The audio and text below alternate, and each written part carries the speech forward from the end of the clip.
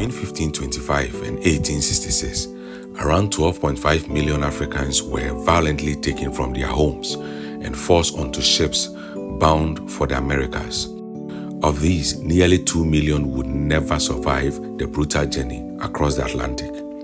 Imagine being ripped away from everything you know, your family, your village, your way of life, and thrust into a world of unimaginable pain and cruelty. You are no longer free, sold like property, your future lost to the horrors of slavery. This was the tragic fate of millions of Africans during the transatlantic slave trade, a dark chapter in human history that left deep scars on generations to come. The slave ships were like floating prisons filled with misery and agony as they sailed across the ocean. Inside, people were crammed together, treated as cargo rather than human beings. These ships were not just a means of transport, they were instruments of torment and dehumanization.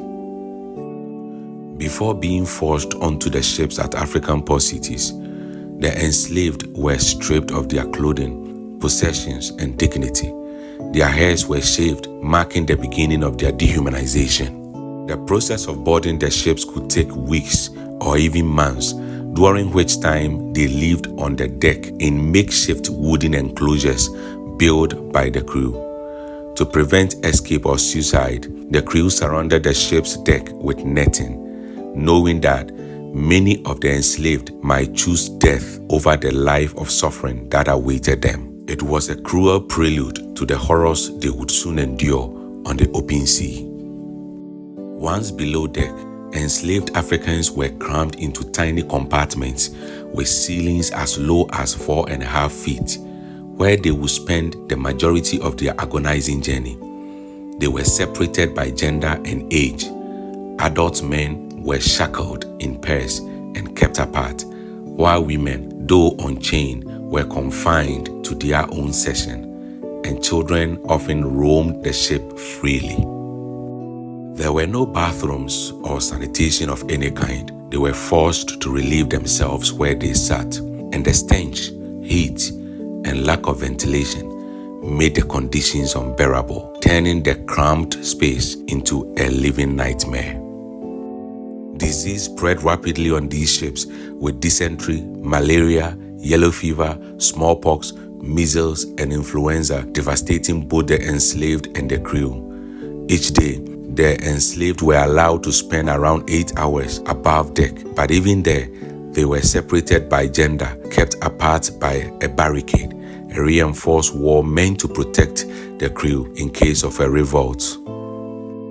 Forced physical activity was a part of their daily suffering, with enslaved individuals often made to dance and sing, not for their own well-being, but for the entertainment of the crew. This was yet another layer of humiliation in their journey of pain.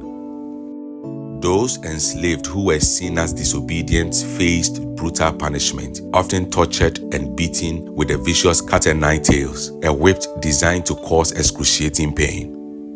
While women were typically left unshackled, they endured a different form of horror, rape, and sexual abuse at the hands of the crew. Many women arrived in their new world carrying the children of their attackers, forever marked by the violence and trauma they had suffered on the journey. But even in the midst of all this pain and suffering, there were still small moments of resistance. Some captives found ways to hold on to their sense of self, refusing to let their spirits be completely crushed. Despite the chains, the sickness, and the cruelty of their situation, the human spirit inside them refused to give up. In the darkest, most terrible part of the ship, there were still moments where hope and defiance shone through. True extent of the horrors of the Middle Passage came to light in 1783 court trial over the slave ship Zong. The Zong left present-day Ghana in August of 1781 with 442 enslaved individuals on board.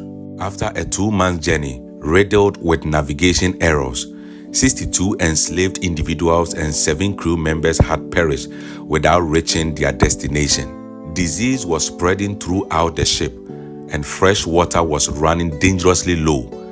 Captain Luke Collingwood was afraid of the financial cost of more deaths. Enslaved individuals that died of disease were not covered by the ship's insurance, but the enslaved who drowned were. Collingwood ordered approximately 130 enslaved individuals thrown overboard. He claimed it was necessary to do so to halt the spread of disease. At the trial between the Zong's owners and the insurance company, the owners argued that because it was illegal to kill sick animals for the health of the ship, it was legal to treat enslaved individuals the same. The court agreed with the ship's owners, but the trial itself exposed the horrors aboard the Zong, and its story was republished by British abolitionists with the name of the ship redacted, meant to show that this tragedy could happen on any ship transporting enslaved individuals across the Middle Passage. 24 years after the Zong trial, the international slave trade was outlawed in both Great Britain and the United States. It would take England an additional 26 years and the US another 58 years plus a civil war before the practice of slavery was officially abolished. The psychological impact on the enslaved individuals was profound. Many were driven to despair, some choosing to end their own lives rather than endure the horrific conditions. Those who survived the journey were forever scarred, both physically and mentally, by the trauma they experienced. The transatlantic slave trade has left a lasting impact on modern society. It is crucial to remember and reflect on this dark chapter in history, acknowledging the suffering endured by millions of Africans.